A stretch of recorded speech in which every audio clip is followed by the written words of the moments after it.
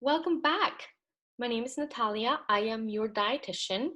You probably know me as your food and health coach, and I'm excited to talk to you about what are some of the steps and plans that you can do and follow to prevent high cholesterol, reduce your blood sugar levels, and also your high blood pressure.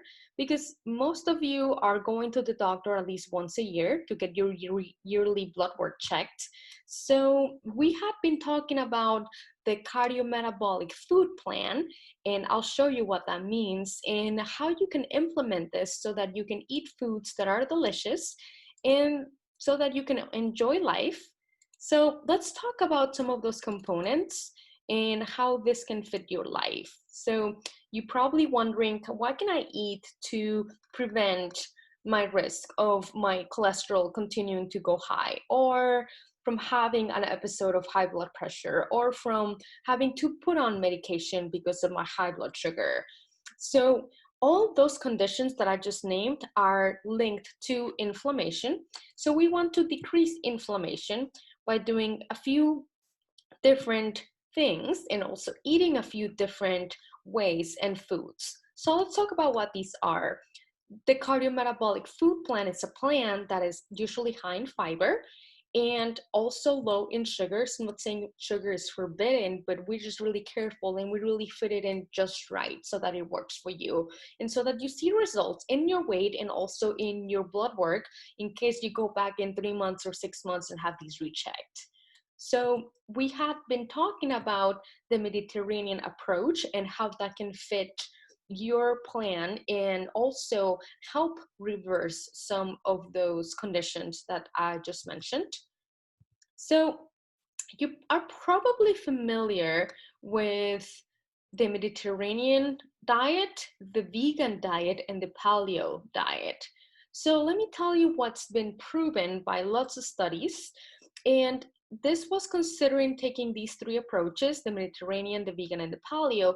And pretty much what was studied was, some of the elements that were all part of these different plans that really seem to make a difference when individuals consume these foods over a period of time. So we're talking about the nuts, the seeds, the fruits, the veggies, and the olive oil. And beans and grains were pretty good, it's just they were not found to be central. And fish and seafood and eggs and meat, okay, in some amounts, and of course, depending on the sources, but again, not central. So of course, you're able to see that the processed refined sugars and industrial oils are really not part of the plan. And why is this? Well, these foods pretty much tend to increase inflammation, which is driving those high blood sugar levels, as well as those high cholesterol levels and the high triglycerides. So let's talk about what are some of the approaches that have been studied and have had good results. So you're probably familiar with the low carb, the vegan, the low glycemic. We've been talking about the Mediterranean diet. And I need you to take a look at the mixed balance and paleo as well, because what are the findings? That all these plants pretty much are plants that are limited in refined starches, such as your flours, added sugars, and processed foods. And they're very strategic with the fats because fats are needed to make hormones, to make brain cells. Your brain is a fatty tissue, but being very strategic in the amounts and in what proportions when you look at the rest of what you're eating is key. This research also found out that plant foods are the best, and actually with or without lean meats was actually proven to be very effective. So pretty much food, not too much, mostly plants.